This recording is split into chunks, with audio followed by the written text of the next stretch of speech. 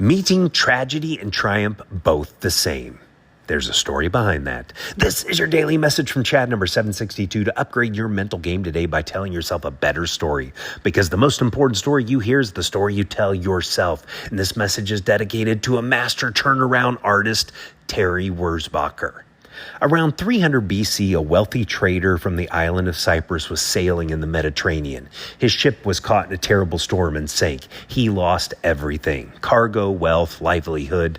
He miraculously survived the ordeal, coming ashore near Athens. In Athens, he wandered into a bookstore where he discovered some of Socrates' writings. Inspired, he asked the bookseller if there was anyone in Athens who actually lived this stuff.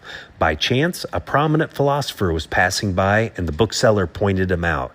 He began studying under him, marking the start of his philosophical journey, and one that continues to influence millions of people today. This was the story of the founder of Stoicism. His name was Zeno, Z-E-N-O, and he would say his most prosperous voyage was his shipwreck. The business trip that he gained the most from was the one he suffered tragedy. The shipwreck turned his life around, and he eventually realized that the greatest power we have as human beings is our ability to choose how we respond to stuff that we can't change. Zeno couldn't control the storm that destroyed his boat, but he could control how he would be defined by it. And instead of letting the tragedy consume him, he saw it as an opportunity for growth and resilience. A line from Kipling's poem is about the person who can meet tragedy and triumph both the same. That was the superpower that Zeno discovered. And guess what?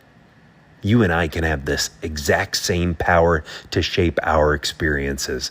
Events, even painful ones, can work to one's benefit if they lead to personal growth and virtue. Terry Wurzbacher, a 76-year-old retired ER doctor, is halfway through another infamous trek across Tennessee this week.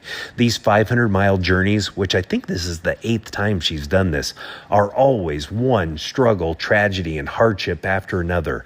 But her guiding maxim is everything always works out for Terry. How do you stop someone with that point of view? You don't. And ships don't sink because of the water that surrounds them. They sink because of the water that gets inside them. Don't let what's going on around you get inside you and weigh you down.